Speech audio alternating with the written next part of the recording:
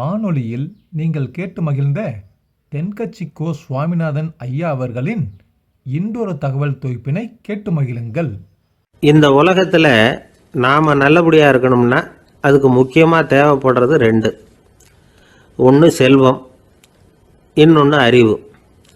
சரி, இது ரெண்டில் சிறந்தது எது அப்படின்னு ஒரு கேள்வி கேட்டால் என்ன பதில் சொல்கிறது? இதே கேள்வியை ஹஸ்ரத் அலி அவர்கள்கிட்ட கேட்டாங்களாம். அவர் ஒரு பெரிய அறிஞர்.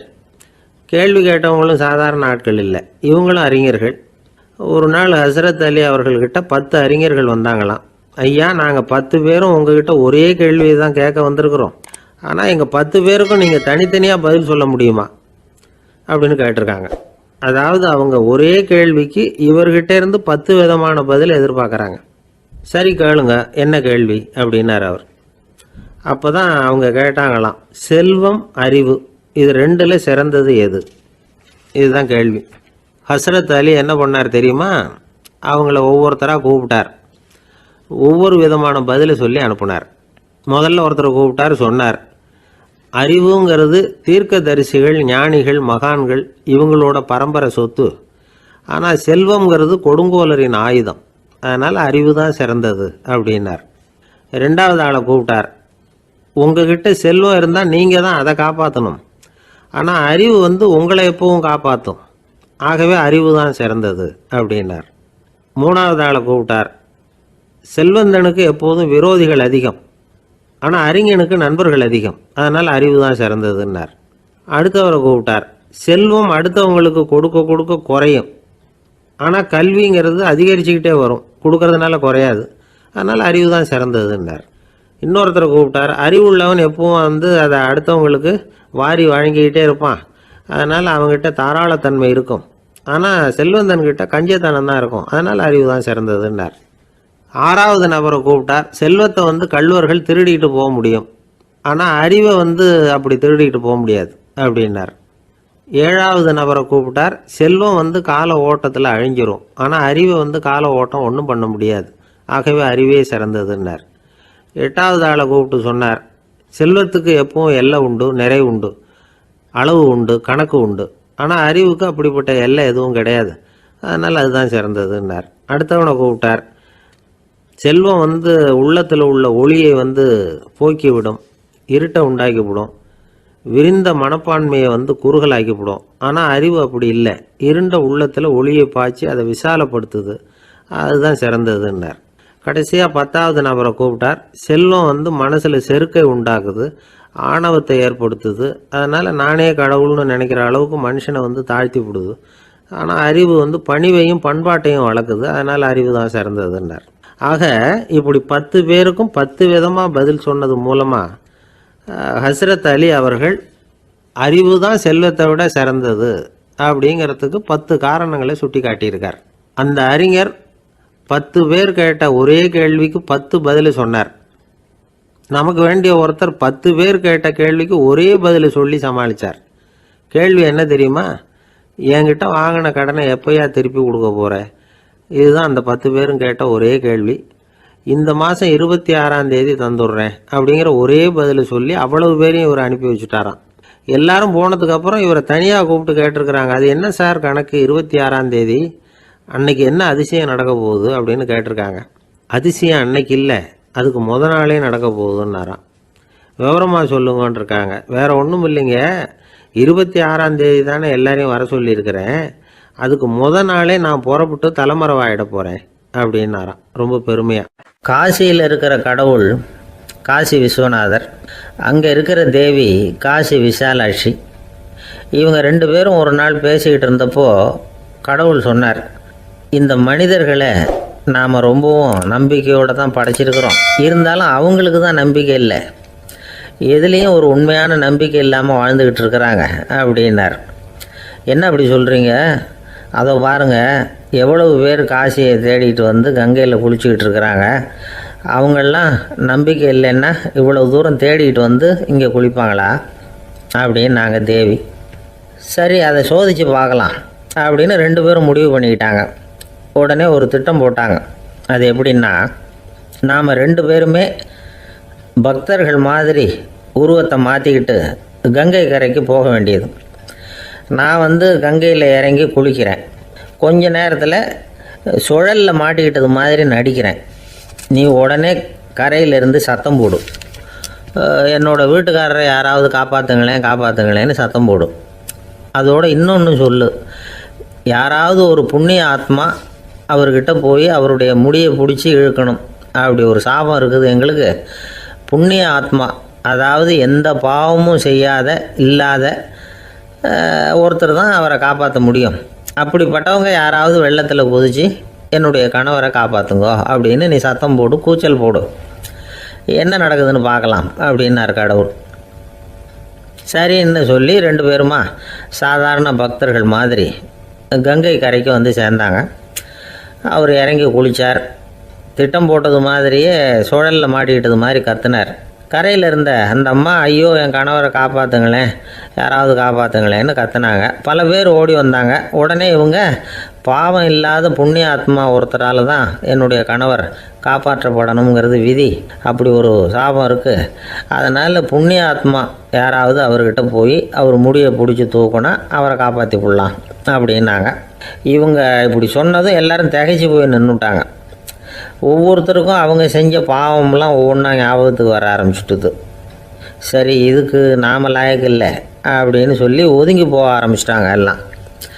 இந்த சமயத்தில் யாரோ ஒருத்தர் வேகமாக ஓடி வந்தார். ஆற்றுல குதித்தார். அவர்கிட்ட போனார், முடியை பிடிச்சார், தூக்குனார், அவரை காப்பாற்றி கரைக்கு கொண்டுட்டு வந்துட்டார். அப்படி காப்பாற்றின அந்த ஆளை இவங்க 2 பேரும் தனியாக கூப்பிட்டுக்கிட்டு ஒரு மண்டபத்துக்கு வந்துட்டாங்க. வந்து விசாரிக்கிறாங்க. நீ யாரப்பா அப்படின்னு கேட்குறாங்க. ஏதும் தெரியாத மாதிரி. நான் இந்த ஊர் அன்ன சத்திரத்தில் வேலை செய்கிற ஒரு சமையல்காரன் அப்படிங்கிறார். நீ வந்து கங்கையில் குளிக்கிறது உண்டான்னு கேட்டிருக்காங்க. நான் இந்த ஊர்லேயே தான் இருக்கிறேன், இருந்தாலும் தினமும் கங்கையில் குளிக்கிறதில்ல, எப்பாவது ஒரு நாள் அங்கே குளிப்பேன் அப்படின்னார். கங்கையில் மூழ்கி எழுந்திரிச்சா பாவமெல்லாம் தொலையும்னு சொல்கிறாங்க. அப்படி இருக்கிறப்போ அங்கே இன்றைக்கி கங்கையில் குளிச்சுக்கிட்டு இருக்கிறவங்கெல்லாம் தங்களை வந்து புண்ணிய ஆத்மாவாக நினைக்கல. கங்கையில் குளிக்காத நீ உன்னை வந்து புண்ணிய ஆத்மாவாக நினச்சி என்னை காப்பாற்ற வந்திருக்கிற, அது எப்படி அப்படின்னு கேட்டார். அதுக்கு அந்த ஆள் சொல்கிறான், கங்கையில் குதித்ததுக்கு அப்புறம் தானே உங்களை காப்பாற்ற போகிறோம். அப்படி குதிக்கும் பொழுது என்னுடைய பாவமெல்லாம் போயிருக்கும்ல, நான் புண்ணிய ஆத்மாவாக ஆயிருப்பேனே, அதனால தான் துணிஞ்சு வந்து உங்களை காப்பாற்றினேன் அப்படின்னா. கடவுளும் தேவியும் அவனுக்கு வந்து காட்சி கொடுத்தாங்களாம். இப்படி ஒரு கதை உண்டு. அதாவது கங்கையில் குளிச்சுக்கிட்டு இருக்கிறவங்களுக்கே தங்களுடைய பாவம் போகுங்கிற நம்பிக்கை பரிபூர்ணமாக இல்லை. குளிக்காத ஒருத்தனுக்கு அந்த நம்பிக்கை இருந்தது. அதனால் அவனால் கடவுளை பார்க்க முடிஞ்சது. கடவுளை வந்து நாமளும் பார்க்க முடியுமா முடியாதா அப்படிங்கிற குழப்பம்லாம் நமக்கு வேண்டியதில்லை. நம்பிக்கையோடு வாழணுங்கிற உண்மையை மட்டும் இந்த கதையிலேருந்து புரிஞ்சுக்கிட்டால் போதும். ஏன்னா இந்த கதையை கேட்டுட்டு ஒரு நண்பன் குதர்க்கமாக ஒரு கேள்வி கேட்டான். ஏன் சார், கங்கையில் குளித்தா பாவம் போயிடும்னு சொல்கிறீங்களே, நான் எனக்கு வேண்டாத ஒருத்தனை அழைச்சிட்டு போய் கங்கையிலேயே தள்ளி விட்டுட்டு அதுக்கப்புறம் அங்கேயே முழுக்க போட்டுட்டு நான் செஞ்ச பாவத்தை வந்து அதுலேயே கழுவி விட்டுட்டு மறுபடியும் உங்ககிட்ட வந்துடுறேன்னு வச்சுக்கோங்க, நீங்கள் என்னை வந்து புண்ணிய ஆத்மான்னு ஏற்றுக்குவீங்களா அப்படிங்கிறான். ஆள் கொஞ்சம் அசந்தான் நம்மளே அங்கே அழைச்சிட்டு போனாலும் போயிடுவான். வாழ்க்கையில் சில சந்தர்ப்பங்களில் நாம் வந்து சில அவமானங்களை சந்தித்தே தீர வேண்டியிருக்கு. என்ன பண்ணுறது, காலம் அப்படி. அவமானப்படுறவங்க உடனே அடங்கி போயிடுறது தான் உலக வழக்கம். அவமானப்பட்டால் உடனே சீறி எழறவங்களும் உண்டு. ஆனால் அதையே ஒரு சவாலாக எடுத்துக்கிட்டு முன்னுக்கு வர்றவங்களும் சில பேர் இருக்கிறாங்க. அவங்க ரொம்ப அபூர்வம். இன்றைக்கி மனோதத்துவ நிபுணர்கள்லாம் என்ன சொல்கிறாங்க தெரியுமா? அவமானப்பட்டுட்டா உடனே அடங்கி போயிடக்கூடாதான், அதையே ஒரு சவாலாக எடுத்துக்கிட்டு மனசில் ஒரு வைராக்கியத்தோடு முயற்சி பண்ணினா வாழ்க்கையில் எல்லாரும் முன்னேறலாமா. அவமானங்கிறத நாம் வந்து வைராக்கியமாக மாற்றிக்கணும், அதுதான் வெற்றிக்கு வழி. ராமர் வந்து இந்த பூமியில் பிறந்ததே ஒரு வைராக்கியத்தினால தான் சார் அப்படின்னார் ஒருத்தர். எப்படிங்க அது அப்படின்னு கேட்டேன். அவர் சொன்னார், தசரதருக்கு ராமர் வந்து குழந்தையாக வந்து பிறக்கணும், அப்போ தான் இங்கே இருக்கிற கஷ்டங்கள்லாம் நீங்கும் அப்படின்னு சர்வ லோகமும் எதிர்பார்த்துக்கிட்டு இருக்குது.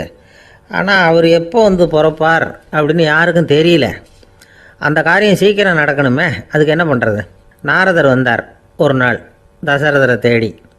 தசரதா, உனக்கு ஒரு செய்தி தெரியுமான்னு ஆரம்பித்தார். அவர் எப்பவும் இப்படித்தானே ஆரம்பிக்கிறது வழக்கம்.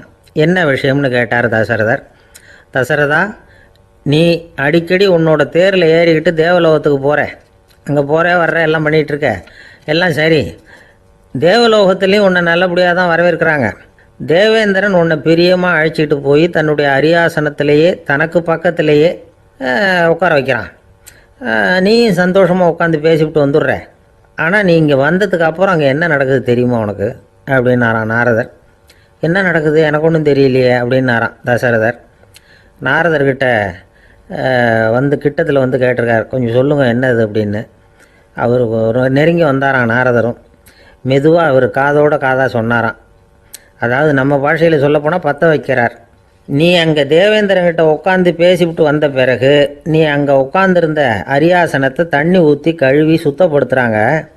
நீ என்ன அந்த அளவுக்கு சுத்தம் இல்லாத ஆளா, தினம் குளிக்காமையாக இருக்கிற அப்படின்னாராம். தசரதருக்கு இது ரொம்ப அவமானமாக போயிட்டுது. அப்படியே செய்கிறாங்க அப்படின்னாராம். ஆமாம், நீ வேணும்னா நான் சொல்கிறது உண்மையா இல்லையா அப்படின்னு சோதனை பண்ணி பார்த்துக்கோ அப்படின்னாரான் நாரதர். உடனே தசரதர் இதுக்காகவே புறப்பட்டு தேவலோகம் போனார். அங்கே வழக்கம் போலவே இவரை கூப்பிட்டு உட்கார வச்சு பேசிக்கிட்டு இருந்தான் தேவேந்திரன். கொஞ்ச நேரம் பேசிக்கிட்டு இருந்துட்டு சரி நான் கிளம்புறேன்னு புறப்பட்டார். சரி, அவனும் வாசல் வரைக்கும் வந்து வழி அனுப்பி வச்சுட்டு உள்ளே போயிட்டான். தசரதர் வெளியில் கொஞ்சம் நேரம் மறைஞ்சி இருந்துட்டு மெதுவாக உள்ளே எட்டி பார்த்தார் என்ன நடக்குதுன்னு. நாரதர் சொன்னது உண்மைதான். தசரதர் உட்காந்துருந்த ஆசனத்தை அங்கே 2 தேவர்கள் கழுவி சுத்தப்படுத்திக்கிட்டு இருக்கிறாங்க. தசரதரால் இதை தாங்கிக்க முடியல. அவருக்கு ரொம்ப அவமானமாக போச்சு.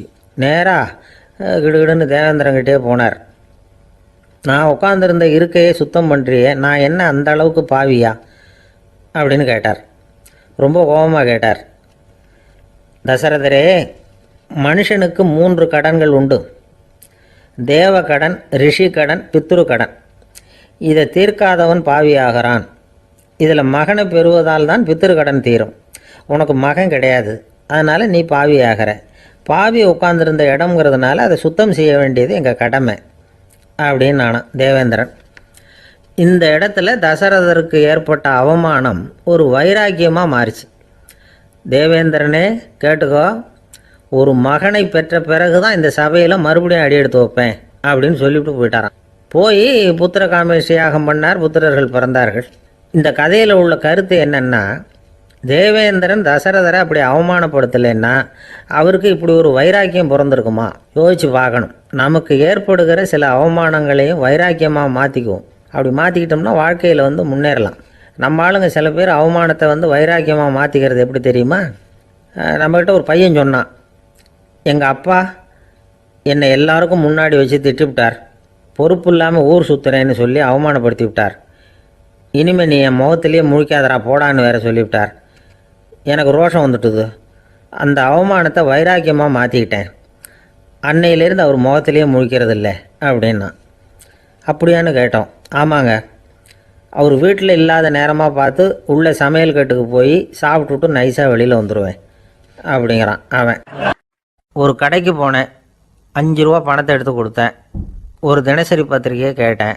அவர் உடனே அங்கே அடுக்கி வச்சுருந்த பத்திரிகையில் ஒன்று எடுத்து என் கையில் கொடுத்தார். வாங்கிக்கிட்டேன். மீதி பணத்தை எடுத்தார். அதையும் என் கையில் கொடுக்கணும்ல, கொடுக்கல. எதிரில் இருந்த பலகையில் வச்சு எடுத்துக்க சொன்னார். எப்போவும் அவர் அப்படி தான் பண்ணுவார். நானும் எடுத்துக்கிட்டு வந்துடுவேன். இவர் ஏன் இப்படி பண்ணுறாருங்கிறது எனக்கு ரொம்ப நாளாக ஒரு சந்தேகம். ஒரு நாள் அவர்கிட்டயே இதை கேட்டுவிட்டேன். ஏங்க, நீங்கள் உங்கள் கடைக்கு வந்து பொருள்கள் வாங்குறவங்களுக்கு நீங்கள் பாக்கி சில்லறையை கொடுக்குறப்போ பலகையில் வச்சு விட்றீங்க, கையில் கொடுக்க மாட்டேங்கிறீங்களே, ஏன் அப்படின்னு கேட்டேன். காசை கையில் கொடுத்தா நம்மக்கிட்ட இருக்கிற லட்சுமி போயிடுவா சார் அப்படின்னார். அதாவது பணம் செலவாயிடும் அப்படின்னு அர்த்தமா. இன்னொரு நண்பர், அவர் ஒரு நாள் வழக்கத்துக்கு மாறாக ரொம்ப சோகமாக உட்காந்துருக்கிறார்.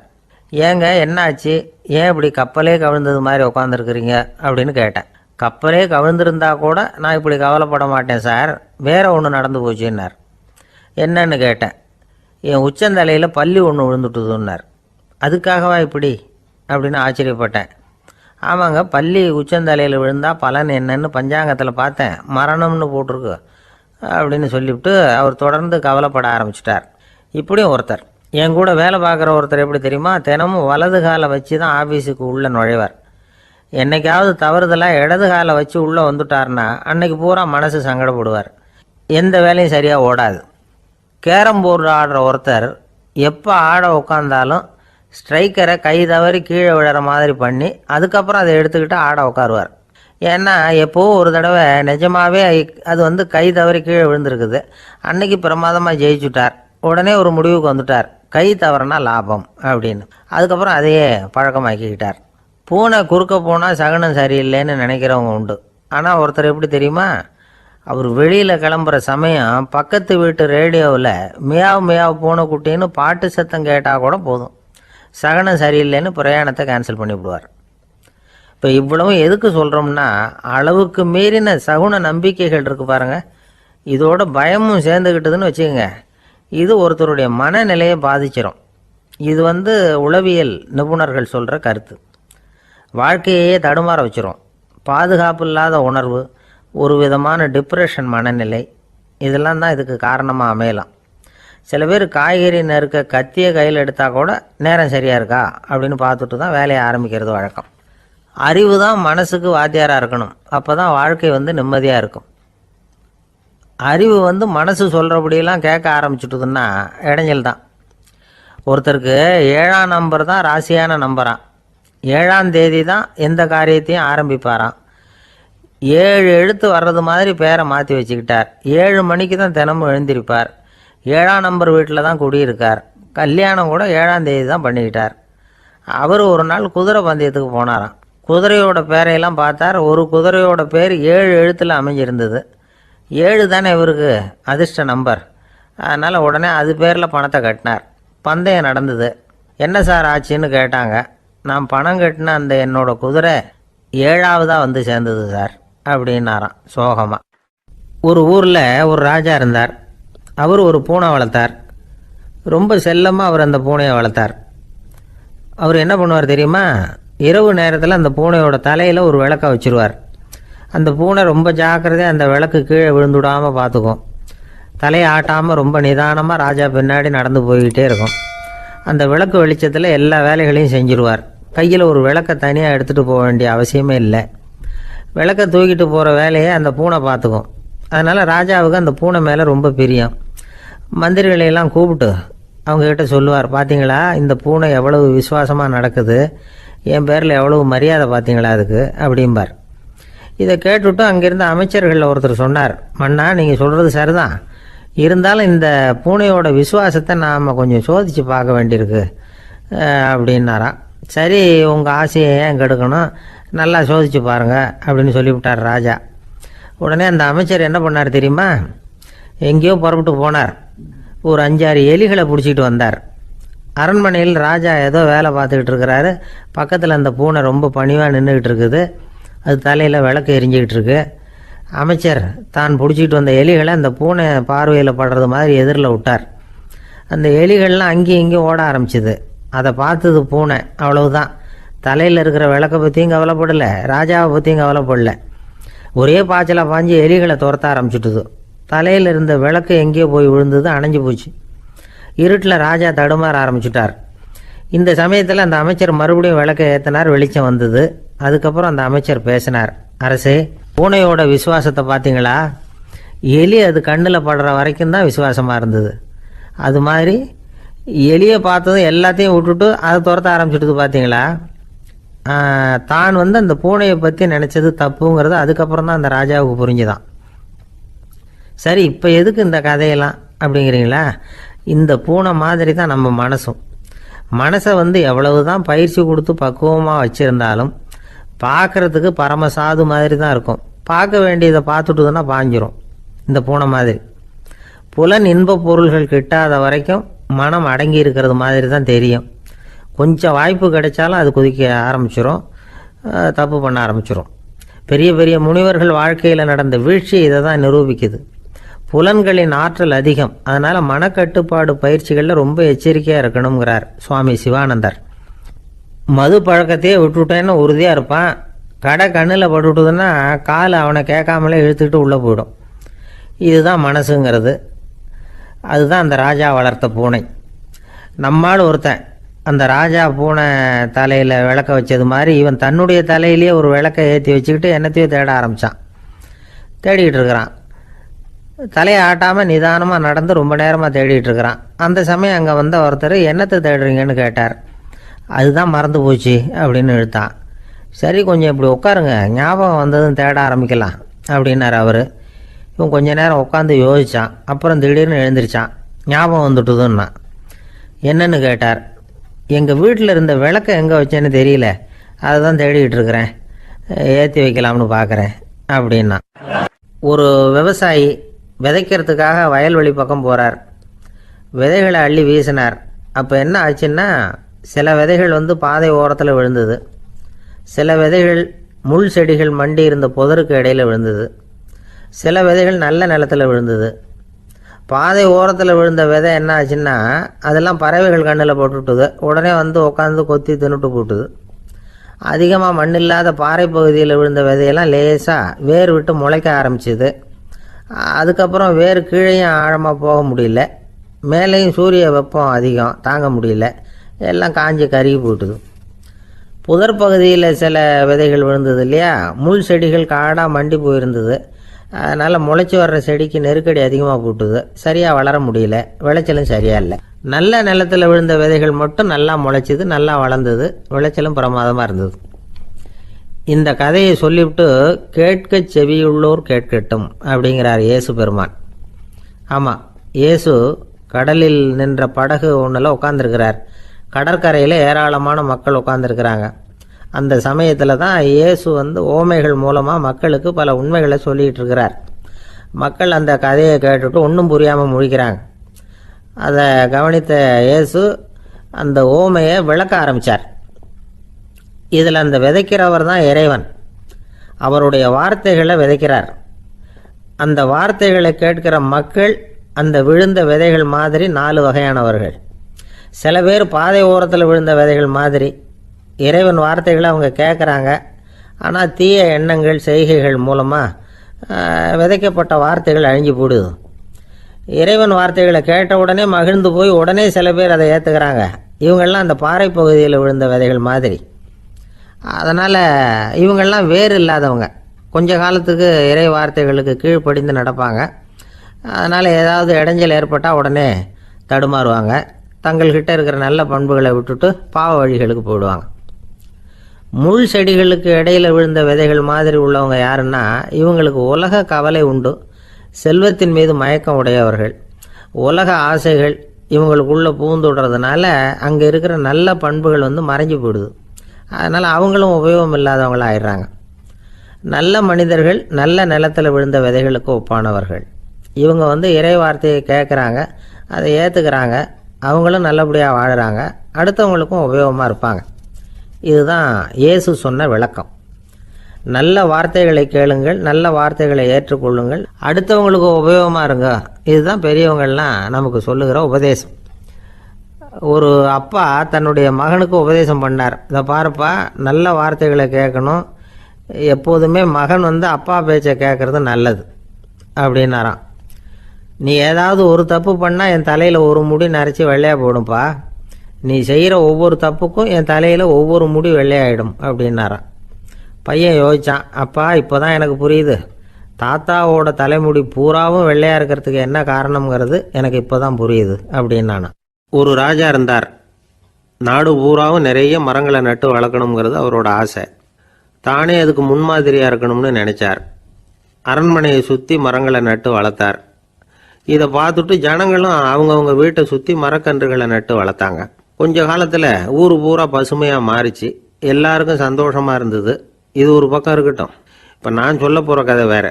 அதாவது அந்த ராஜா ஒரு நாள் தன்னுடைய அரண்மனையை சுற்றி இருக்கிற விதவிதமான மரங்களை எல்லாம் போய் பார்த்தார். எப்படி இருக்கிறீங்க அப்படின்னு ஒவ்வொரு மரத்துக்கிட்டையும் விசாரிச்சாராம். எந்த மரமும் சந்தோஷமாக இருக்கிறதா தெரியல. அதுக்கும் மனசில் ஒரு குறை.